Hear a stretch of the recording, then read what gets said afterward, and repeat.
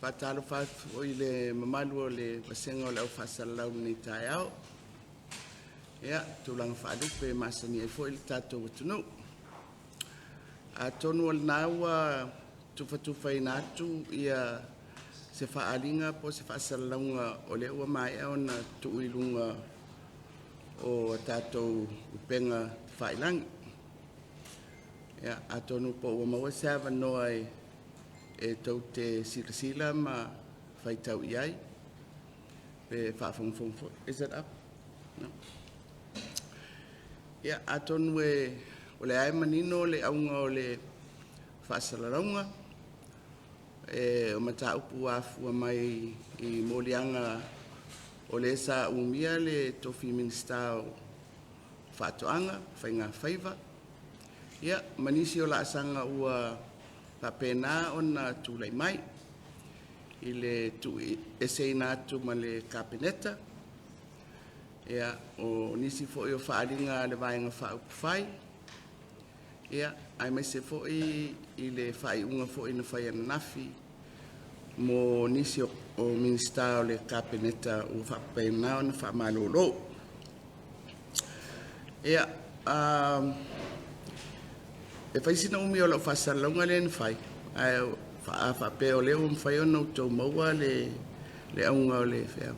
Ia, e le tau mate o le tie le o tau mau whisiri o lo fia sauno mai ai. Ai pe le tatou whai me whasolo.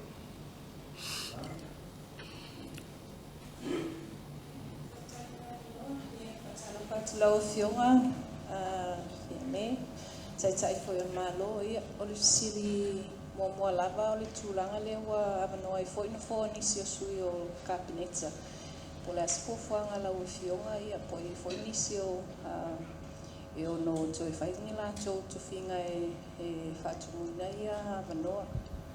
Ia pen foi na isau no le tūlanga foi minista langolango, po I se a fianga foi la tō tuwhinga. Walele,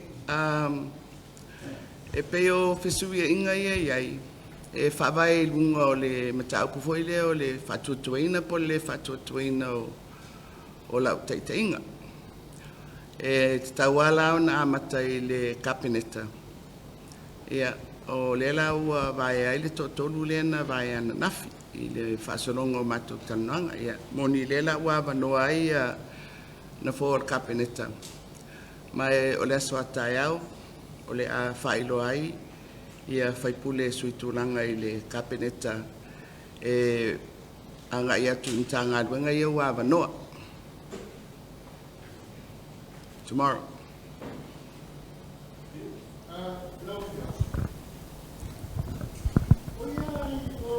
Oia oe ale le atoanga o le teita inga o le whainga malo. Onga o le tengiri o le salalau o whamtalanga I di elo to ia o elu le numera. Luma kwa kelea. Mai o le lumana I le teimile nei. Ua makua ka ape ale malo o le lopo ai le teita I el malo. O situ sao I elo fiong. Ia, pafstai, ele taimi nei. O le ia te ulava le tofi pale mia. Na whaia ele whai unga le pale mene o Samoa. O le palimene foi lá o Samoa, e whai ala na whai unga, pe whaawaulo palimia, pe le whaawawina. E whateltari umala I le fontanga palimene vasfo. Ia, e ele fono le palimene il vasfo, e ono tupu ai, ioe.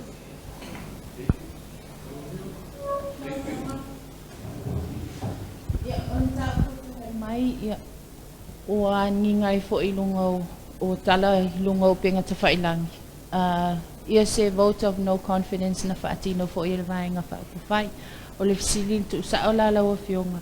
La so fina ngalo iai ia whamtalanga wa nginga I lunga o sala lau solo I lunga le ea. O whai unga ale pati, ia o whai unga la va ale pati. Mai pe o le mele o titilo nei pe o le fisili le na mai mua nei. E me fai le pati o na vese lo taitai. Ai le me fai o na lato a vese lo pale mia.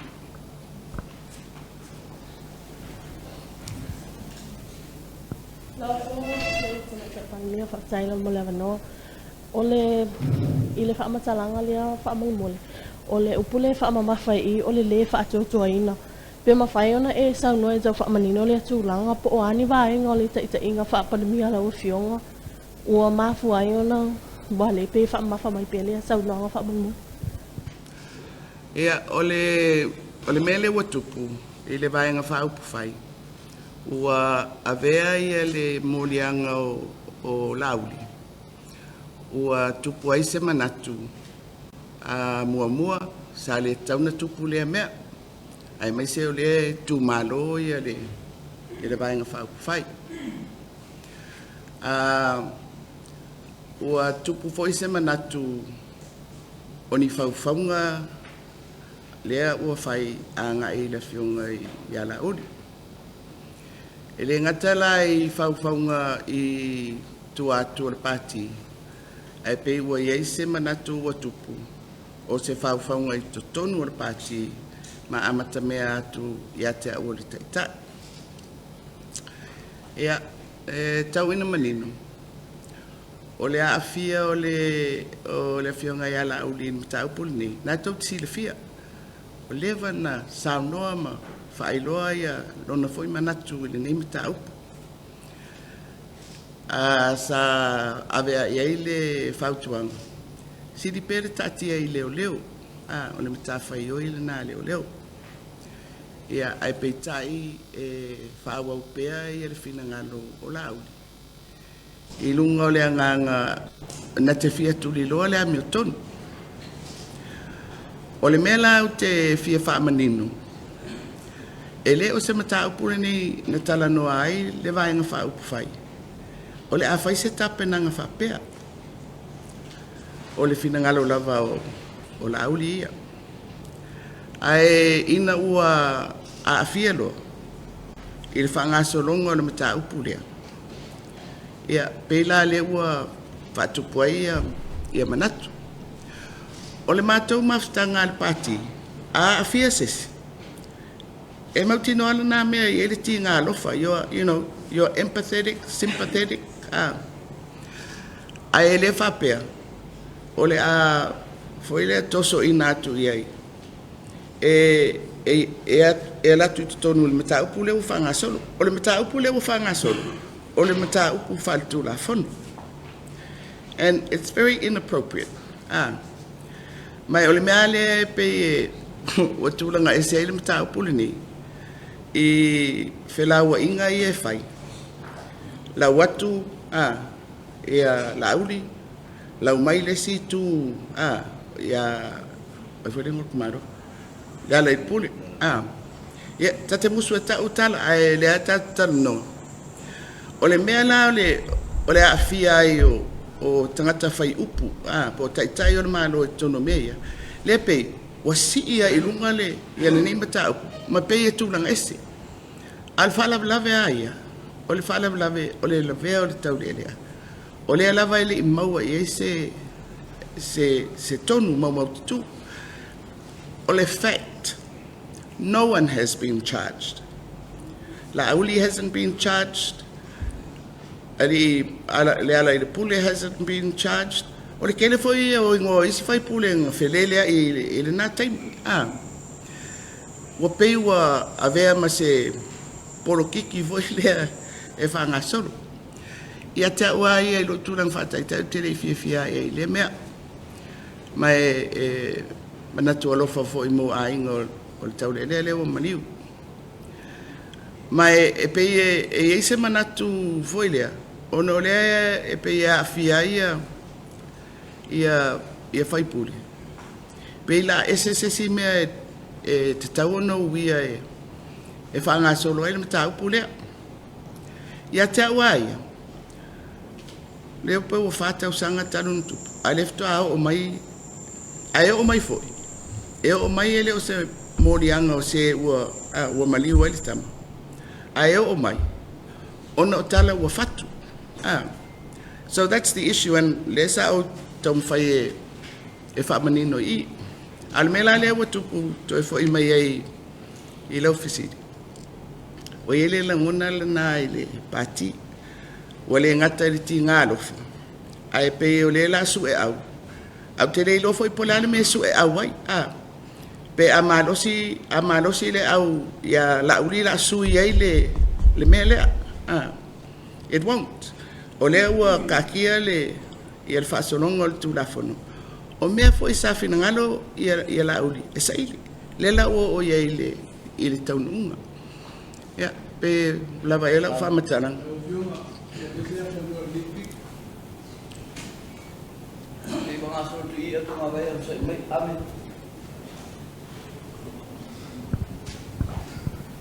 Whaftaila vai lau whionga.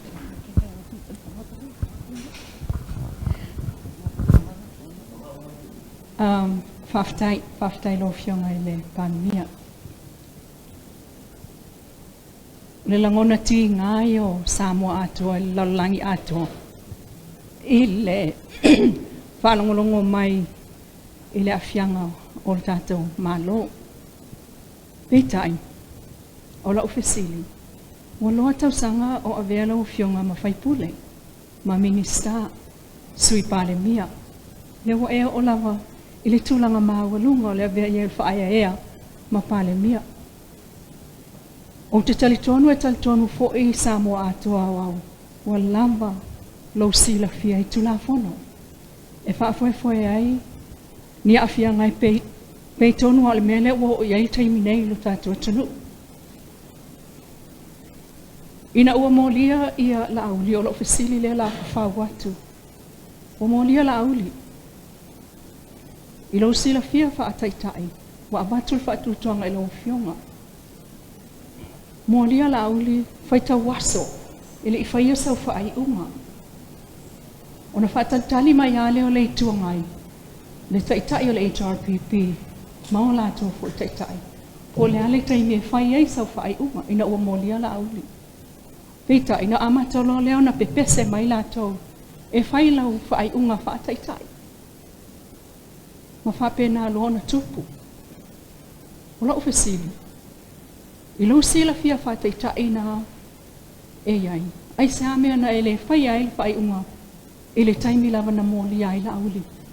Ai u whaatalitali u whaita wina ai foi, le nai tū. Ile taitai ina o la tātou malo, ile tuai whai o la whai unga.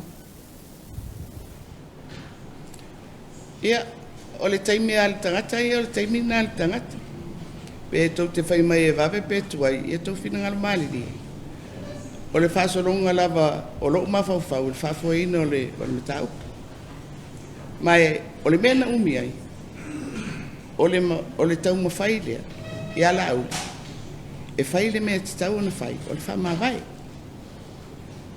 ia tano ina tono kapeneta tala noa i tonu o le kokas, a ua le mawhai lava. Ia, tasi la le mea e whai ai le whai unga, le rano whai ai. Whai ai lo le taimi le whai ai. Ea, e so fina ngalo o ta, ina lo mawhau no whai mai le tua ngai le mea taunu whai. O sa o le o lau fisi.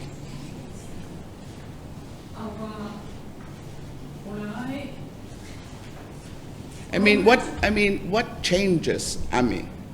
Whether I made the decision earlier or later. What changes? Actually, it's the same thing that the HRPP has been singing and asking you to do. Your leadership decision decides what you should be doing as a leader. That's exactly what they ask you to do that you're doing now. Oh, so you're saying essentially, I'm doing what the HRPP is saying. That's what HRPP was pushing you to do, and you are doing it now. Yeah, a whapela o lo mawhauwhau na, e se lo mawhauwhau. E whai ala whai unga, i le taimi, ua tāra whea ngai, ma le whea ngai ai o au, ma la uwa inga whaupu whai, ma le minista le ua whia.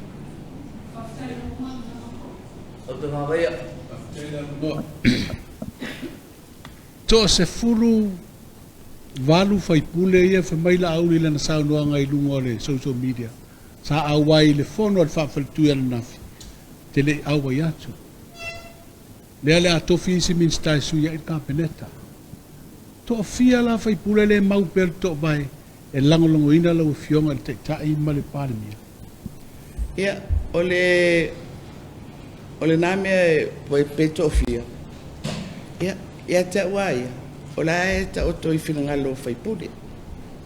O la o whiwhiringa whataitai. O lo fesili le whaipule. Ai mai se o le wawa noa le kapeneta. Pe ia son whatu tuanga ia te au. Pe le ai. I le nei a mea. O la ua mau. O te le fia su e au. I se mea. O le wata atia lo tau fi whataitai. La Uli is being charged. He needed to resign. O la upu matou vaenga. Tatou loto te tele. E ia me tutupu. Ai me whai au na tatou whafoi. A wale me whai lava. Le lau whasanga mai le uru la au. Ia te. You know. E whai alo uau tiu te i le mewa tō fia ia. A wale fia ia le vaenga whaupu whai. E le me whai ona tu uau tiu te whaale malo. Se i o le la sanga o iai pa whapea e whatini ia le fia o nisi o whaipule ia le si foi me o le mauta e le nau mato la ia le si vaenga foi le lo foi po ferme ia le lato finanga o tua inga taimi whapene e tau tatai mai tutonu o le atonu ana me le tuku o le me le tuku ua fia le mitisa ona moriang a le la ua whatupu ai maisi mautala mo me e fatu ia na tau tira fia o le van fa pene fa mtarang ia o le loto ita ma le loto tau i msui o le mea alna wala nuai upu fai whatever ele i to atupu nei o le mea whatever ai o le wha moe moe ai ia e tau tata mai le molo o le ala ia ma tau fa se ai numa le ngā ruenga a faia o se tūranga foi leo i upu fai wale me fai fa wa fa nga malo e foi ia filfilinga e fai anga i natura ai mo taimi nei e fi fai atu ala u male me foi o le wasu e la kapenet ta u al fatu tuang o le ale pupu o le ale umi o te pare mi ai o te mana o mia se kapeneta. Awa kapeneta e whafoea le ngarua. Lau whionga lisi visili. Minstai e tolu leo wha malolo nei. O le ale le whatu tuina lau whionga i lātou o whai lau whai unga e wha mutaloa. O le toi langolo ingoina o e a vea mapana mia. E whai ngofia al visili. O tu mau ia oe ia lo whatu tuanga ia tea. But it's not one way. O ke vai foi au ia o ku mau lo fa ko kwang ile minstalia almena no mana wai ele fail ta le mato tala noanga o ile va pe fala o tele no mana e fa sanga ile le ia e pe fo na ma fa sanga i mlau ele o se me foi nele fa pe una ia ile fina ngalo le fa lo mai itala ia fai but when it comes to confidence ia wa yes tai I need to know that.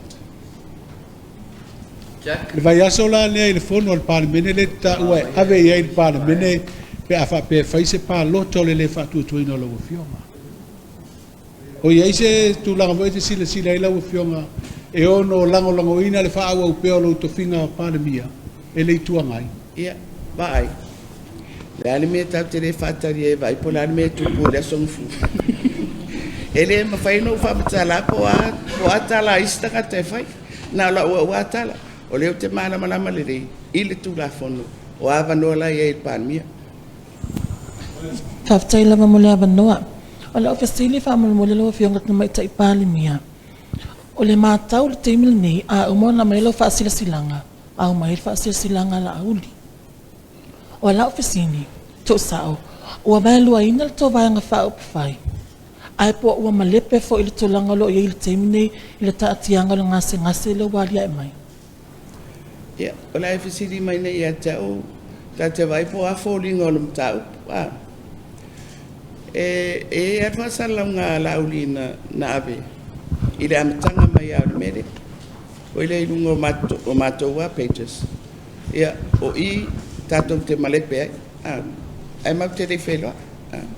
So, o le meu te whanono ai, tasi te tangata, maana ngā ioinga, o a fianga ia o mai ia te ia. Ai te ia o tupu ele mele. Ia te ula ia mo tangata ia mawhauwhau. o le altua ngā whainga lea e whai eile me lea. Mo le whai pule. O le whailana whetuna inga o ile. Ia, te le fia tau tala fo ia, o tangata malana whiriwhiring.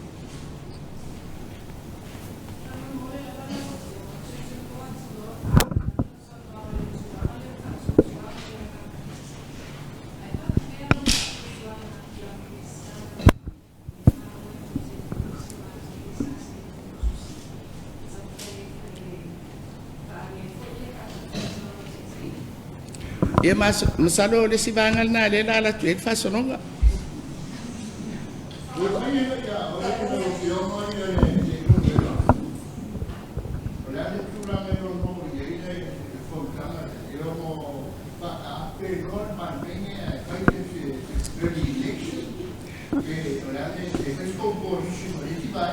Ia maliele o finangala. Se eu aku ia. Ele o se fai mangi ka voi le ki rokulan le la.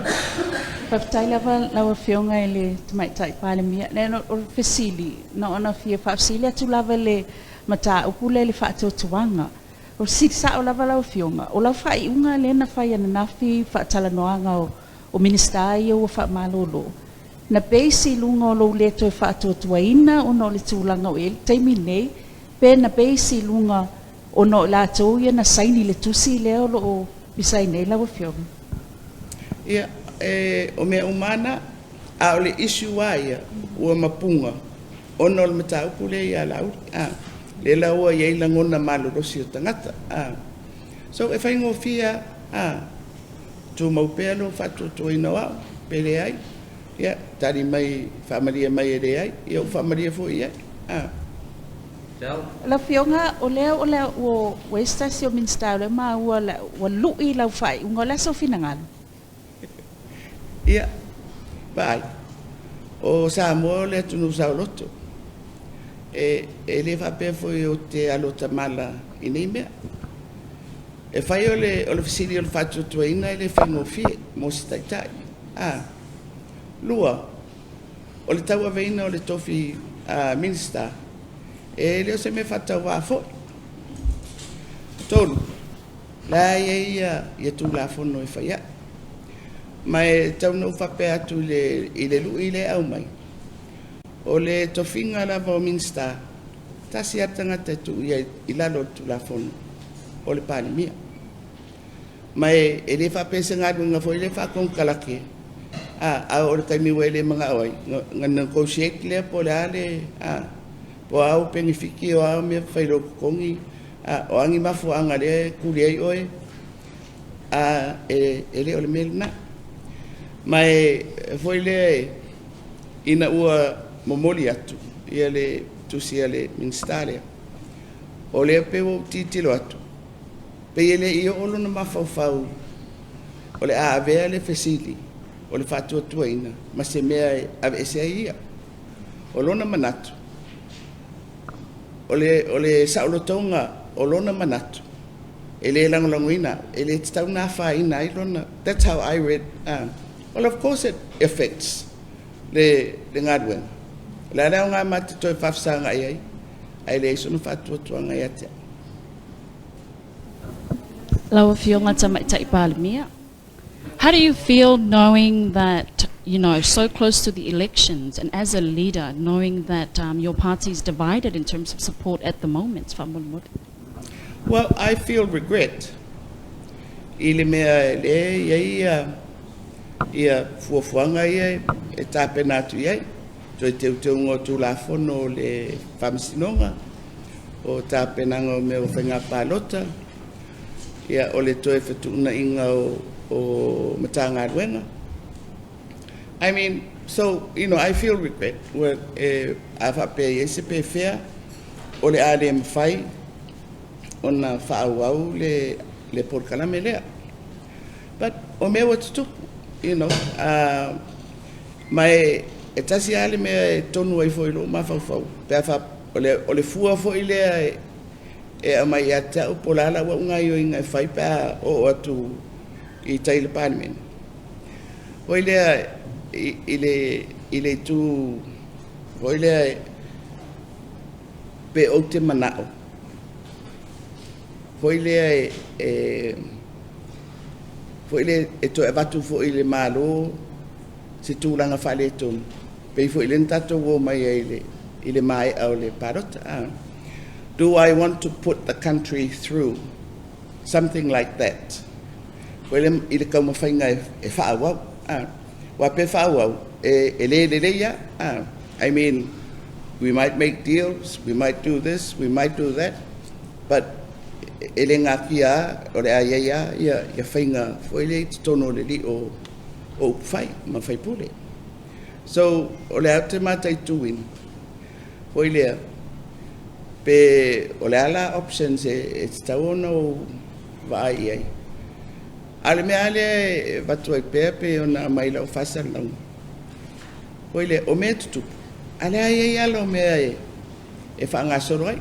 O le tele ala e pa u mai le pasenga o whaipule. Ia, tu mai pēa i le pasenga o whaipule. E whai e mātou le whai un. O whioko la te pasile Tasi. Mai tau mai ala tunu o le ua vā le whonga wa ai lau tau vāenga whau whaile tu le whoi. Sila mai fo ele tunu ia upu tu sao. Tu lou lo whionga o lo tau i tu pā o le pae ma le au lie. Ma fola tu lou ia vāenga upa. O se tō whai lo whionga e te ule lo toi whale le vāenga whau whai le mai tau mai le tunu. O te leiloa, po le atua ngā teu e te wai. Pea whapea, o le mea moni aia, e le fia muli i le tū la whono. Lea vāenga, a oa uaia, o le fwoi mātou o whatasi uma, mo moli atu le tunu, o mātou te sāwa vali tu la whono. A le la ua mai tutu le mālo, ai whai atu roa, ono le wā fia le sitangata o mātou, o i le aila tauna ese le mea e whai, because that's fundamentally, le mele e tupu i. O le vaenga fwoi la mātou vaenga, e le o sta i mālosi, e whao ngalo pawa, e whai e le mele e loto iai. Ja, maftai mo le avanoa, ja. Lawa fionga o la ofisili fa mole o le malama lawa fionga tu la fono. Ya masalo ile o malama ya le isi vaenga lo vaenga fa pu fai tu la fono. O le asa o e tali le tu langa lawa fionga wa le sa tam fai se tu si ave se lo fionga mai lo to finga. Ia ele ia se me tu por malam na mo le ro feita. Ia ma talo no itangata e malama.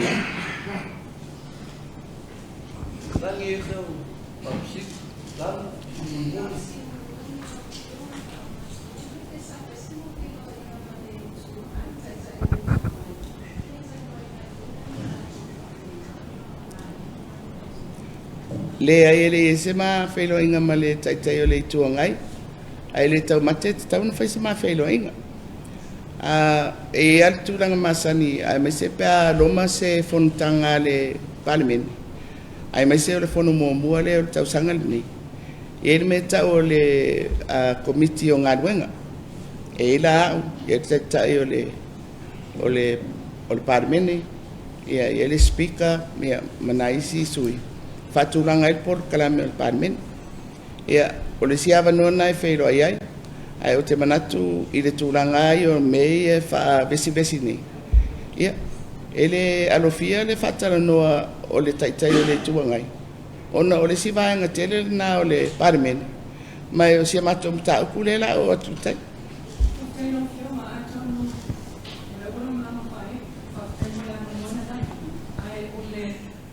So e tau mawhai atu. Ona o le ola tamai fo i leisi fono le pale. Mene talo sia. Ona o le tele ia e iai ia komiti wha pale mene. Lea nau tātou wha alongolongo mwha fonga e le tātou tunu. Ile i mawhai ona au sia pe wha malieina ala tau li poti. Ma watu iai le whautuanga e oe wha mai a mai ala tau li poti mo le fono la tamai al pale mene. Ia maisi vaenga o tau folafulanga. A utula i mai mausali mai le amatanga mai lava. Lewa wa ai atu lava. Pe folinga e le tau nuu mai o le ale mai. O iai se popo lenga o lau fionga i feita inga leitu. Vai o ame. O ngā nui ngā parliament, ai elo se metu. Ia, ole foi le e fua ia ina le whaawau ma le whaawau. So te rei loa la po la tonu le winga o lau fisiti. Awa a whapea o le whailoa inga ala parimene e tala noa ina ilo tofi parimia e nisi mea i tu atu o le melma. Ia, o le mwhai o na whaawau, pe o le mwhai na whaawau e ia implications. Mo le ngadwa ngad parimene. Kere lo la po la le...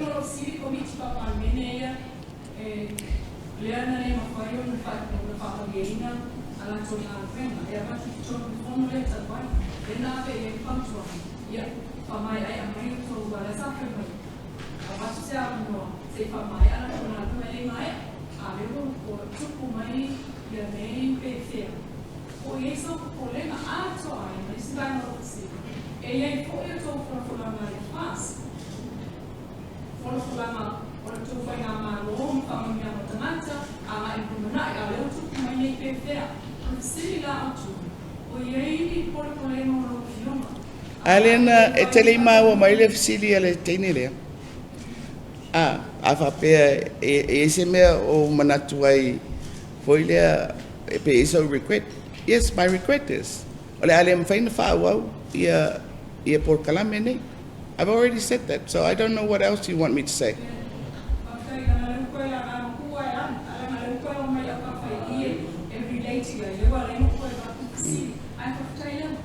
Whaftai lava mo le awa noa lawa fionga te mai tai pāle mia. Ia o le whesili muli lava mo lawa fionga. Wha mo le mole lava. I suinga ia, whesuia inga ia sa whai nei o a fionga I minsta o lau ka peneta.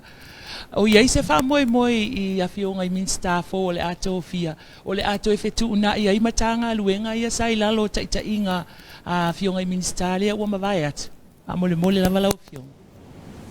Ai longa, ai e foi fetu na inga ni me laiti a o mtanga ruenga au tuaia e fau fale mai ia sui o kapena te fo.